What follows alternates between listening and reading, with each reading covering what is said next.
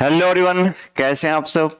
आप सभी का वेलकम है एक बार फिर से आपके अपने परिवार में, आपके अपने घर में, आपके अपने यूट्यूब चैनल जिसका नाम है डिफेंस गुरुजी। और मैं प्रवीण धायल एक बार फिर से हमारे सभी एसीसी एस्पिरेंट का वेलकम करता हूं जो आर्मी कैडेट कॉलेज के थ्रू अपने ड्रीम को पूरा करना चाहते हैं, ऑफिसर बनना चाहते हैं। वो चाहे आर्मी के अंदर हो, नेवी के अंदर हो, एयरफोर्स के अंदर हो, लेकिन जो आर्मी में ऑफिसर बनना चाहते हैं उनका सभी का वेलकम करता हूँ एक और नई क्लास के साथ, एक बहुत इंपॉर्टेंट टॉपिक के साथ, जिसमें आज हम आर्टिकल पढ़ने वाले हैं। क्या टॉपिक पढ़ने वाले हैं हम लोग? आज आर्टिकल पढ़ने वाले हैं और आर्टिकल का आपका पहला लेक्चर है, पहला पार्ट है, पहली आपकी क्लास है। आज से हम आर्टिकल स्टार्ट कर रहे हैं। जैसे कि आपको पता है, आपने डिफेंस गुरुजी का स्टडी मटेरियल मंगवाया होगा या आपने पहले भी हमारी क्लासेस देखी होंगी। उनमें बताया गया है कि आर्टिकल जो है वो आपका आईसी पार्ट 1 में इंटरेक्टिव कम्युनिकेटिव इंग्लिश पार्ट 1 जो है, पेपर 1 जो होता है आपका ऑब्जेक्टिव वाला, उसमें 10 क्वेश्चन आपके आर्टिकल के रहते हैं। हालांकि एसीसी 125 में 5 क्वेश्चन आर्टिकल से आए थे, लेकिन इससे पहले जो एग्जाम हुए हैं एसीसी वाले, एसीसी 124 हो, एसीसी 123 हो, जो भी एग्जाम पहले हुए हैं उनमें नॉर्मली आपका 10 क्वेश्चन आर्टिकल के रहते हैं। ये आपको पता है, ठीक है, ये आपको पता है। तो पहली क्लास है, आर्टिकल को बेसिक से जानते हैं। 10 नंबर का सवाल है यहाँ पे, 10 नंबर के क्वेश्चंस आपके आते हैं, 10 क्वेश्चंस आपके आते हैं आईसी पार्ट 1 में। तो आराम से इसको पढ़ेंगे, अच्छे से पढ़ेंगे और पहली क्लास में कुछ बेसिक बातें बताई जाएंगी और भी अच्छे से कंसेप्ट कवर किए जाएंगे। इसलिए क्लास को पूरा देखना है। अगर कुछ कमी रह जाए तो लास्ट में क्लास देखने के बाद अपना फीडबैक दीजिए, ताकि आपको उसका और अच्छी वीडियो मिल पाए। अगर अच्छी लगती हैं वीडियोस तो उसको प्रेज भी कर सकते हैं, वहाँ पे कॉम्प्लीमेंट भी दे सकते हैं, ताकि टीचर और मोटिवेट होके और एनर्जी के साथ आपको पढ़ाए। वैसे डिफेंस गुरुजी की पूरी टीम आपके लिए 24/7 हाजिर है। एसीसी 126 के थ्रू जो एग्जाम आपका फेब 2022 में होने वाला है, उसके लिए आपका बैच स्टार्ट हो रखा है। इससे पहले भी हम टॉपिक्स कर चुके हैं, जो लोग पहले जुड़े उनको पता होगा, ठीक है। और आर्टिकल बहुत एक बेसिक टॉपिक है, इंपॉर्टेंट टॉपिक है, उसको हम आज स्टार्ट कर रहे हैं। देखो भाई, आर्टिकल होता क्या है, यूज क्यों होता है। सबसे पहले यहाँ पे एक बात लिखी गई है, आर्टिकल के बाद क्या लिखा हुआ है, नाउन लिखा हुआ है।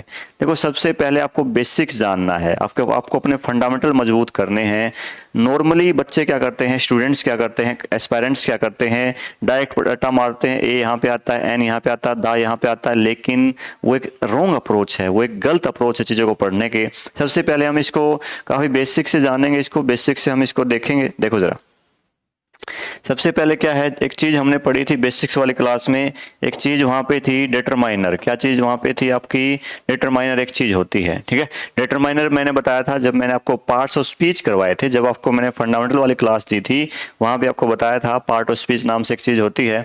और डिटरमाइनर हमेशा किसके लिए आता है? नाउन के लिए आता है। डिटरमाइनर किसके लिए आता है? आपका नाउन के लिए आता है, ठीक है। और डिटरमाइनर के 2 पार्ट होते हैं, आर्टिकल और एडजेक्टिव। क्या पार्ट होते हैं इसके? आर्टिकल और एडजेक्टिव, इसके 2 पार्ट हैं, 2 लड़के इसके हैं, 2 हिस्से इसके हैं। और इसीलिए आर्टिकल भी किसके लिए आएगा? नाउन के लिए आएगा, ठीक है। जहां भी आपको आर्टिकल लगाना हो क्वेश्चन के अंदर, एग्जाम के अंदर, आपको देखना पड़ेगा कि उसके बाद नाउन है या नहीं, उसके बाद संज्ञा है या नहीं, कोई वर्ड नाउन कैसे बनता है। ये चीजें आपको पेनेसिया टेबल में, रामबाण टेबल में आपको बता दी गई थी। रामबाण टेबल में चीज आपको बता दी गई थी, ठीक है। और जैसे कि आपको पता है, पूरे एसीसी के कंप्लीट बैच के लिए, एसीसी के कंप्लीट बैच के लिए आपको इस नंबर पे बात करनी है, इस नंबर पे आपको व्हाट्सअप करना है, ठीक है। एसीसी के कंप्लीट बैच, एसीसी का कंप्लीट बैच जो है, उसके लिए आपको 7082950147 इसके ऊपर सिंपल क्या लिख के भेजना है? एसीसी 126 लिख के भेजना है। आपको पूरी डिटेल मिल जाएगी कैसे कैसे आप एसीसी का पूरा बैच ले सकते हो। और study material, hand written notes और पीवाईक्यू, प्रीवियस ईयर्स क्वेश्चंस आप ले सकते हो। उसको आगे सोल्व भी करवाया जाएगा लास्ट में। जो आपके पीवाईक्यू हैं, आपके जो पहले पेपर हो चुके हैं हर एक सब्जेक्ट के, वो भी सोल्व करवाए जाएंगे। पूरा आपको एक पैकेज मिलेगा कंप्लीट, एक आपको वहाँ पे स्टडी मटेरियल का भी और आपको सारी क्लासेस भी आपको मिलेंगी, ठीक है। जब भी आपको टाइम लगता है, आपका बहुत बिजी शेड्यूल है, बहुत टाइट शेड्यूल रहता है आपका, तो जब भी आपको टाइम लगे आप उन क्लास को रिकॉर्ड भी कर सकते हैं, उनको अपने टाइम के अकॉर्डिंग उनको देख भी सकते हैं, ठीक है।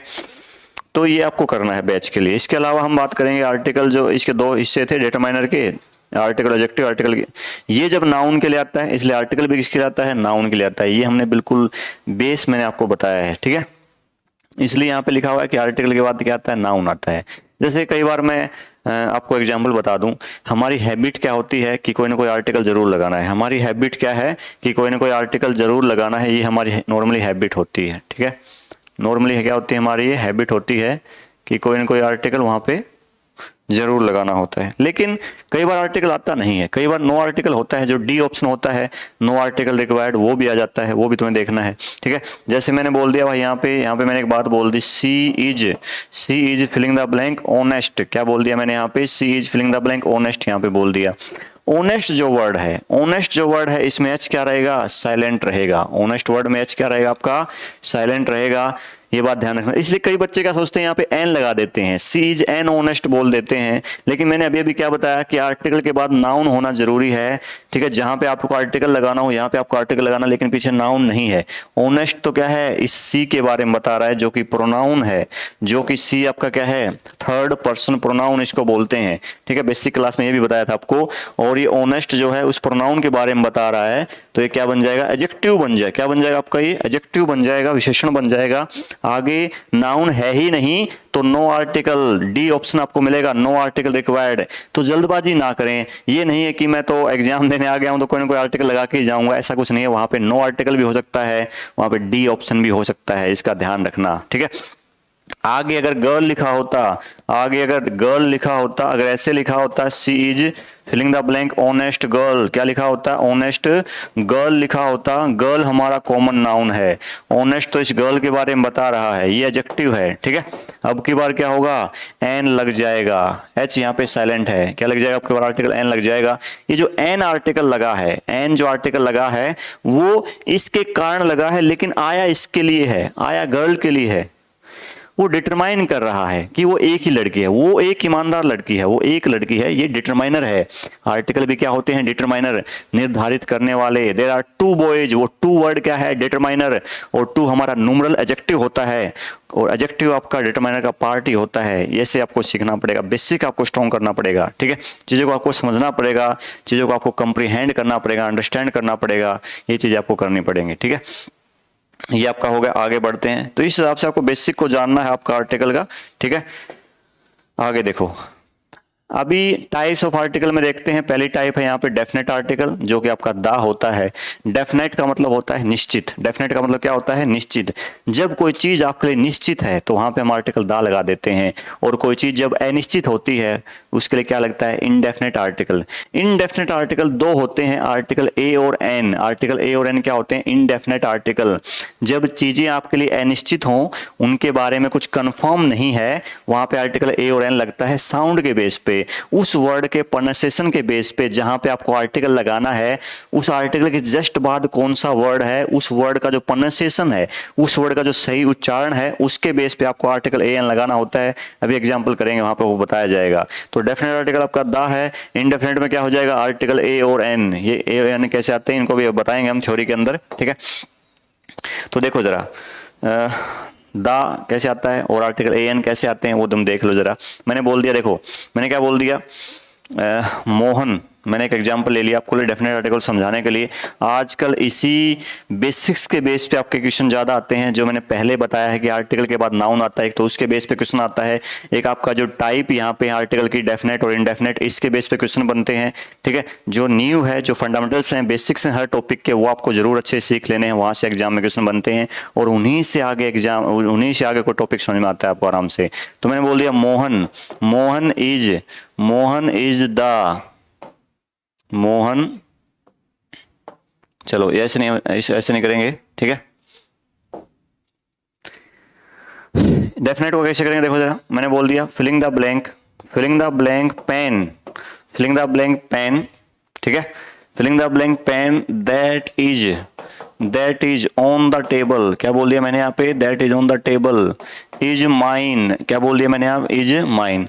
Filling the blank pen that is on the table is mine. देखो भाई, ये जो पेन यहाँ पे क्या आपका कॉमन नाउन है, पेन यहाँ पे क्या आपका कॉमन नाउन है। मैंने आपको बताया है कि आर्टिकल जो है वो नाउन के साथ आता है, डिटेल में और सीखेंगे हम लोग। ठीक है, आर्टिकल जो है नाउन के साथ आता है। अब देखो जरा, जिस नाउन के आगे आपको आर्टिकल दा लगाना होगा, उस नाउन को आगे डेफिनाइट क्या मिलेगा, क्या मिलेगा उसको आगे डेफिनाइट क्या मिलेगा। डेफिनाइट का मतलब उस नाउन के आगे उस नाउन के बारे में कुछ एक्स्ट्रा बताया मिलेगा, उस नाउन के आगे डेफिनेशन मिलेगी, उस नाउन की क्या मिलेगी आगे डेफिनेशन।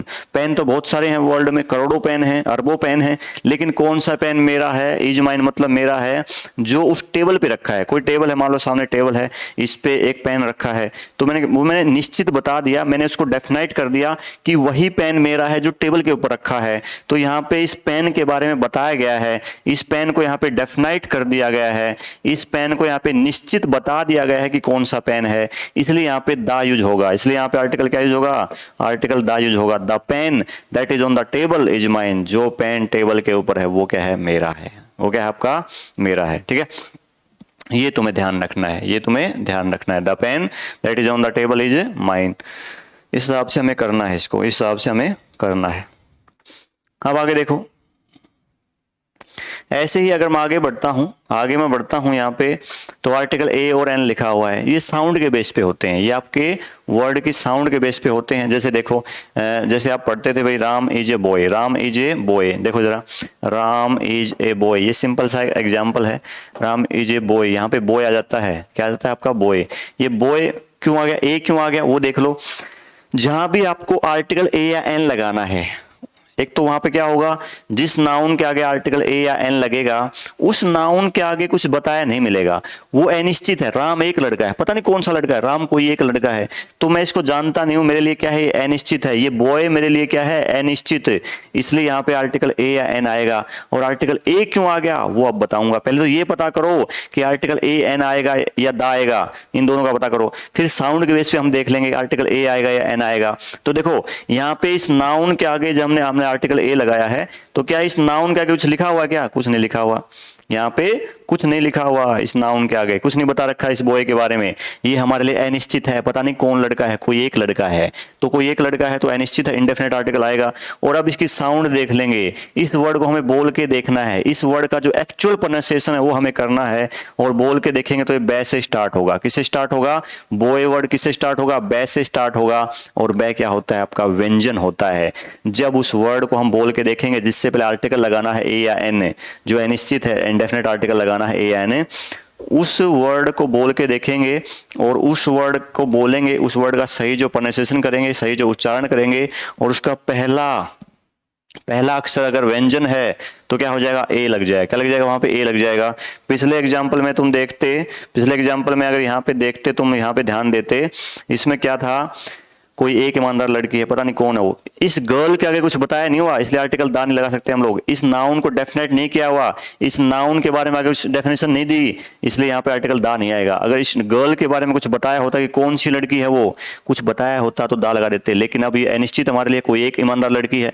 अब यहाँ पे ऑनेस्ट में एच साइलेंट है, ये ओ से स्टार्ट होगा। जब इस वर्ड को हम बोलेंगे तो किससे स्टार्ट होगा, ओ क्या होता है, स्वर। अगर जहाँ पे आपको आर्टिकल ए या एन लगाना है, उससे जस्ट अगले वाले वर्ड को, जिस अगले तुरंत अगला जो वर्ड है उसको हम बोल के देखेंगे, उसको बोलने में अगर हमारी पहला लेटर, पहला अक्षर स्वर है, तो वहां पे क्या लग जाएगा, एन आर्टिकल लग जाता है। स्वर ध्वनि है उसको बोलने में तो आर्टिकल एन लग जाता है, ए एन। और अगर व्यंजन ध्वनि है उसको वर्ड को बोलने में तो आर्टिकल ए लग जाता है। ये बात हम पहले भी सीख चुके हैं, लेकिन कई बच्चे नए हैं, अगर नहीं पता है उनको तो मैंने बता दिया। सारा खेल किसका है, ए आर्टिकल कब यूज होगा, जब उस वर्ड को हम बोल के देखेंगे जहां पे हमें आर्टिकल लगाना है, जिसके पहले, जिस नाउन के पहले या जिस वर्ड के पहले आपको आर्टिकल लगाना है, उसको बोल के देखना है। अगर हिंदी वाले व्यंजन ध्वनि आ रही है, पहला अक्षर अगर हिंदी वाला व्यंजन से स्टार्ट हो रहा है, जैसे बॉय है बै से स्टार्ट हुआ, तो यहाँ पे व्यंजन है बै, तो बै तो व्यंजन होता है। हिंदी के स्वर व्यंजन आपको पता ही होंगे, उसको बताना है नहीं उसके अंदर कुछ, ठीक है, तो ये लग जाएगा। एन कब लगेगा, उस वर्ड को हम बोल के देखेंगे, जैसे ऑनेस्ट को बोल के देखा था, ओ से स्टार्ट हुआ था। अगर स्वर ध्वनि आ रही है, हिंदी के स्वर व्यंजन की यहाँ पे बात होगी, कोई यहाँ पे इंग्लिश के वाउल कॉन्सोनेंट को लेके कंफ्यूज ना हो जाए, इसलिए मैंने हिंदी में ही लिखा है। हिंदी के व्यंजन, हिंदी के स्वर की बात होगी, ठीक है। उस वर्ड को हमें बोल के देखना है, उस वर्ड का प्रोनाउंसिएशन करना है, ये तुम्हें ध्यान रखना है। तो देखो ये क्वेश्चन हमने कर लिया, यहाँ पे नो आर्टिकल क्योंकि आगे नाउन नहीं है, ठीक है। यहाँ पे ऑनेस्ट कल हो जाएगा, एन ओ ए मैंने करवाई दिया आपको, ठीक है। I have a pen, a pen, मेरे पास कोई एक पेन है, इस पेन के आगे कुछ लिखा नहीं हुआ, इस पेन को यहाँ पे डेफिनेट नहीं कर रखा, ठीक है, इसलिए आप पे इनडेफिनेट आर्टिकल आएगा। अगर इस पेन के बारे में आगे कुछ लिखा होता, इस पेन को निश्चित बताया होता कि कौन सा पेन, तो डेफिनेट आर्टिकल दा यूज होता।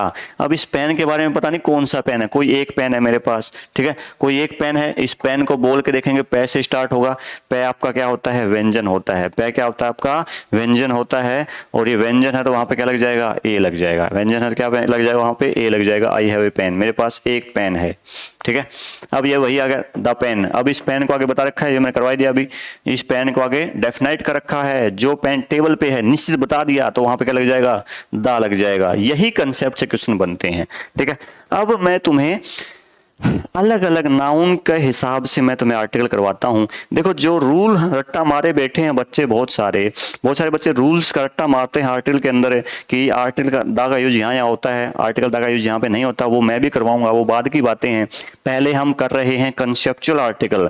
क्या कर रहे हैं हम लोग, पहले कंसेप्चुअल आर्टिकल्स कर रहे हैं, उसके बाद आपको जो रूल आपने पढ़े होंगे, जो रट्टा आपने मारा होगा बचपन से लेकर स्कूल टाइम में आर्टिकल वगैरह के बारे में, उनको भी समझाया जाएगा। उन रूल के अंदर भी हम लॉजिक निकालेंगे, कंसेप्ट निकालेंगे, वो भी आपको अच्छे से समझाया जाएगा।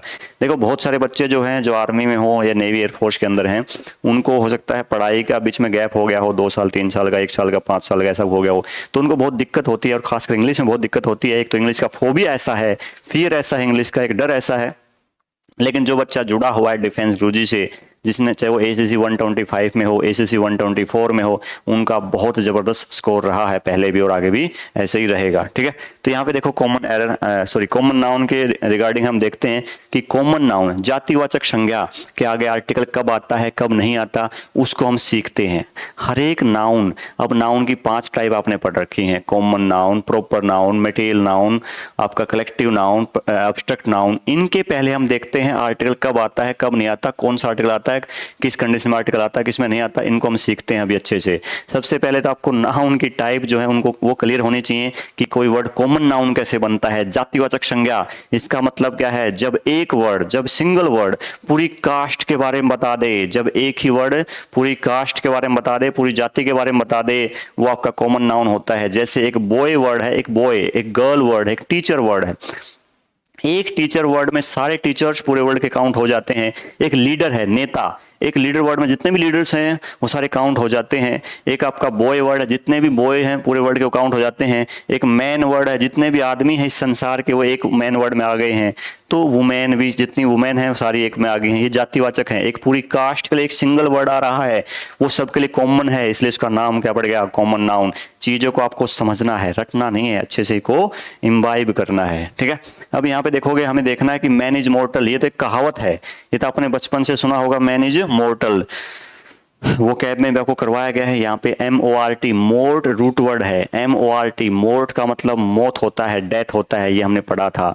मोर्टल का मतलब क्या होता है, नश्वर, जिसकी मौत हो जानी है, आदमी नश्वर है, ठीक है। अब यहाँ पे आप देखोगे मैन इज मॉर्टल, क्या यहाँ पे दा आ सकता है, दा कब आएगा, वही कंसेप्ट ध्यान रखना जो डेफिनेट आर्टिकल वाला कंसेप्ट था दा वाला, कि जहां भी आपको दा लगाना हो, जिस नाउन के पहले, जिस वर्ड से पहले आपको दा लगाना हो, नाउन, नॉर्मली नाउन से पहले दा लगाना हो, उस नाउन के बारे में आगे कुछ लिखा है या नहीं लिखा है, ये आपको ध्यान रखना है।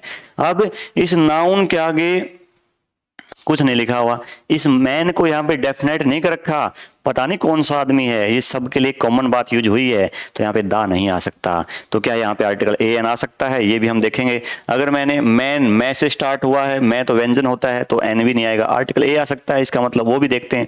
अब अगर मैंने बोल दिया ए मैन इज मॉर्टल, अगर मैंने ये बात बोल दी कि ए मैन इज मॉर्टल, तो ये सेंस नहीं बनेगी। यहाँ पे सेंस क्यों नहीं बनेगी भाई, जो भी इंसान पैदा हुआ है उसकी मौत जरूर होनी है, उसकी डेथ जरूर होनी है, ठीक है।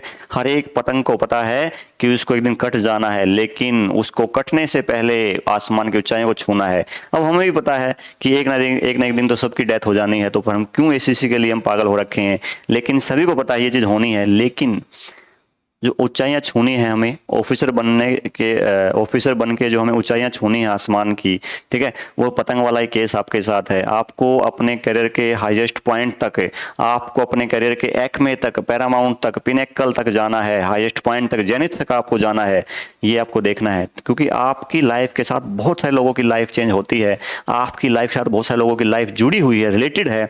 वो आपके जीवन बदलेगा, उनकी जीवन भी बदलेगा। जैसे आपके माँ बाप ने बहुत कुछ किया आपको यहाँ तक ले लाने के लिए, वैसे आपको एक अगली जनरेशन के लिए एक बहुत अच्छा एक बैकग्राउंड तैयार करना है, उसी के लिए हर इंसान काम करता है। ठीक है, तो मैनेज मॉर्टल में क्या होगा, अगर मैं ए लगा दूंगा, ए का मतलब क्या है, एक आदमी मॉर्टल है, ऐसा कुछ होता नहीं है, इन सबको मरना है तो ए तो लगा नहीं सकता यहाँ पे, इसलिए ए नहीं लग सकता यहाँ पे। ठीक है, नॉर्मली आपको एक बात ध्यान रखनी है कि कॉमन नाउन जो होता है ना, कॉमन नाउन जो जातिवाचक संज्ञा होता है, वो जब सिंगुलर फॉर्म में होता है, कॉमन नाउन जब सिंगुलर फॉर्म में होगा, एक वचन होगा जब कॉमन नाउन जातिवाचक संज्ञा, तो उसके साथ कोई ना कोई आर्टिकल जरूर लगाना होता है। लेकिन यहाँ पे मैं अगर ए लगा दूंगा तो इससे क्या होगा कि एक आदमी ही मॉर्टल है, एक ही आदमी की मृत्यु होनी है, जबकि मृत्यु तो सबकी होनी है, इसलिए यहाँ पे सबके लिए कॉमन है यहाँ पे, इसलिए यहाँ पे आर्टिकल ए भी नहीं लगा सकते, यहाँ पे नो आर्टिकल होगा। वैसे भी आपका एक फ्रेज टाइप में है, इसमें वैसे नहीं लगता।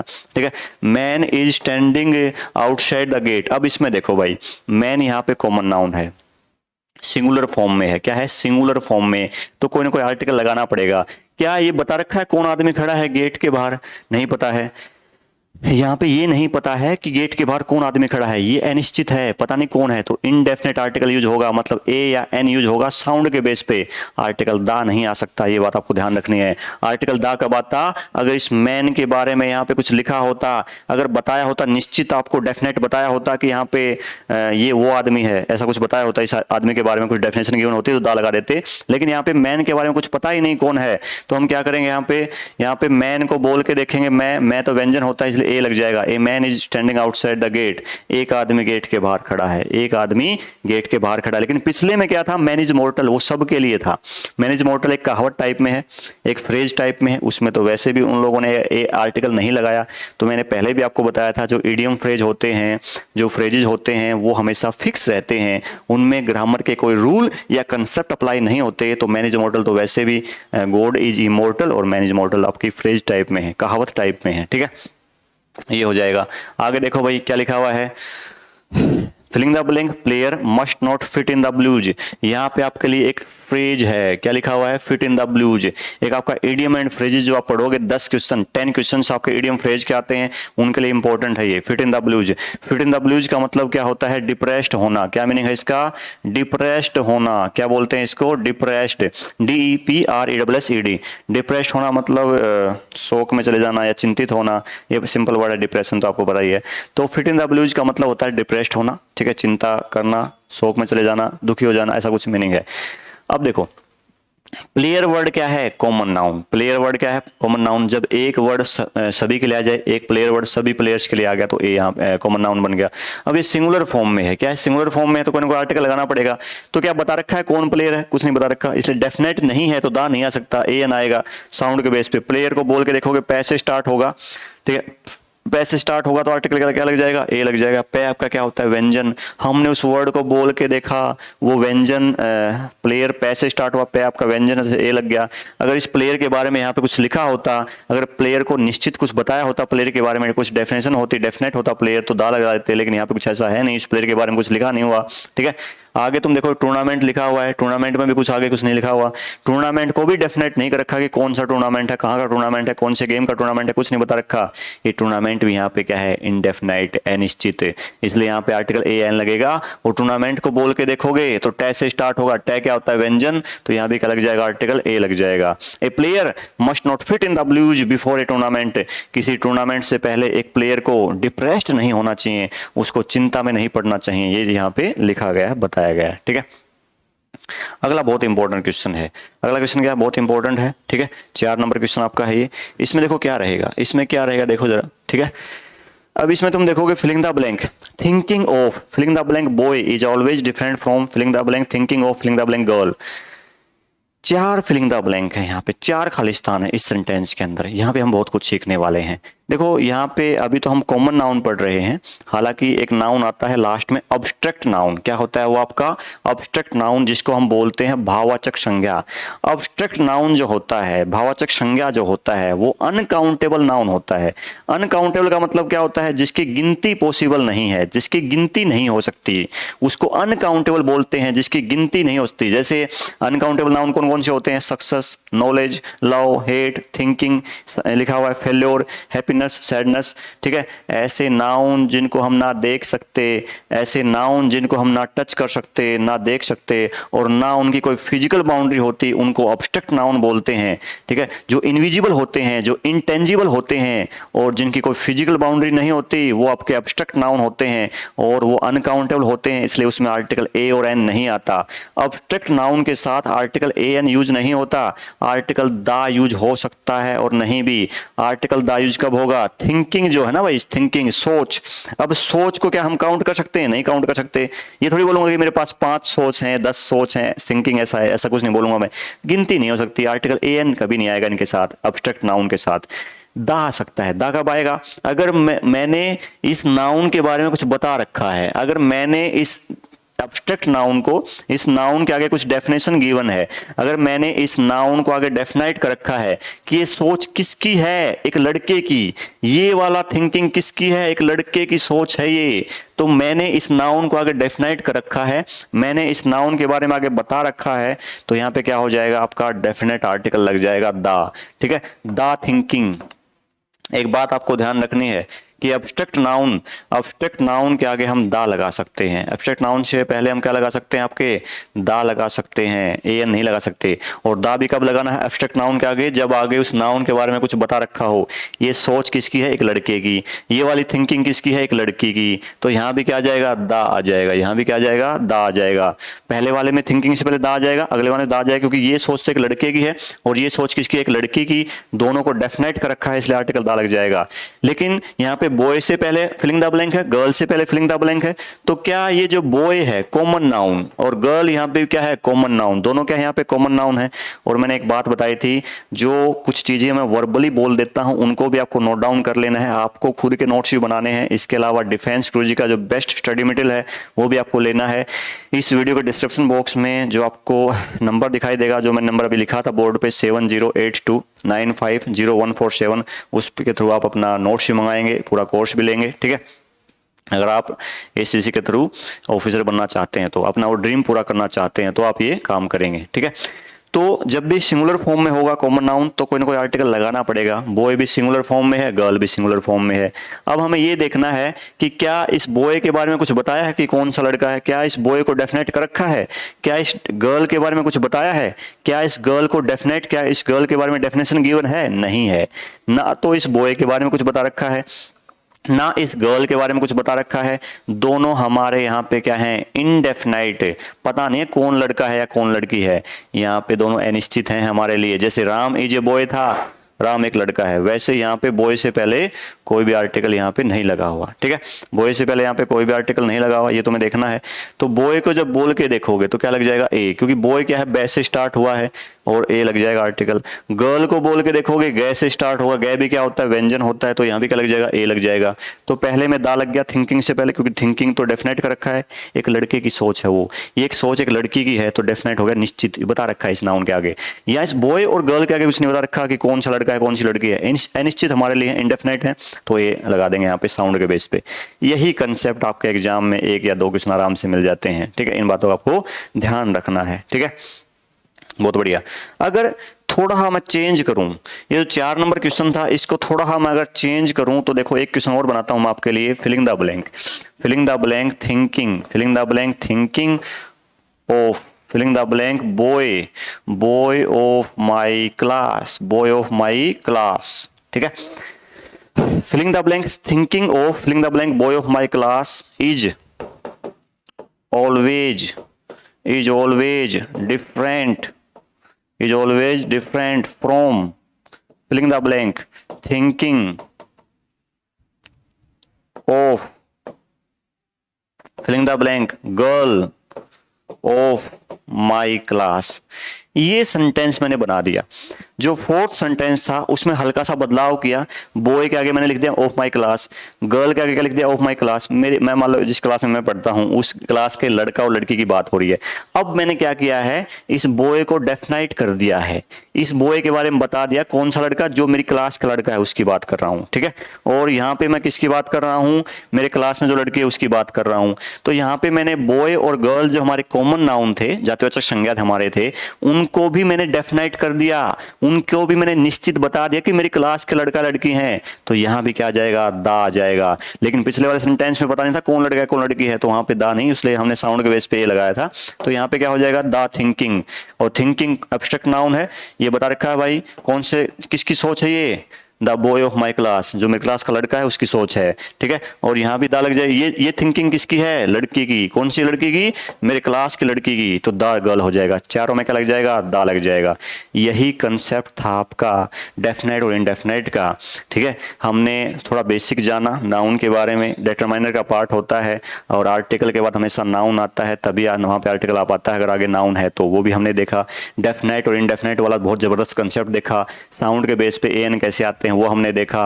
और कॉमन नाउन से पहले कब आर्टिकल लगाना है कब नहीं लगाना, बेहतरीन कंसेप्ट हमने देखा है इस वीडियो में, ठीक है। इस वीडियो को मैं यहीं विराम देता हूं। अगली वीडियो में हम जानेंगे कि प्रॉपर नाउन जो होता है, जो व्यक्तिवाचक संज्ञा होता है, नॉर्मली प्रॉपर नाउन के आगे, किसी नाम के आगे कोई आर्टिकल नहीं आता। नॉर्मली मान लो मेरा नाम परवीन है, तो ए परवीन, दा परवीन, एन परवीन कभी नहीं आता। लेकिन परवीन से पहले भी आर्टिकल लग सकता है, किसी के नाम से पहले भी आर्टिकल लग सकता है।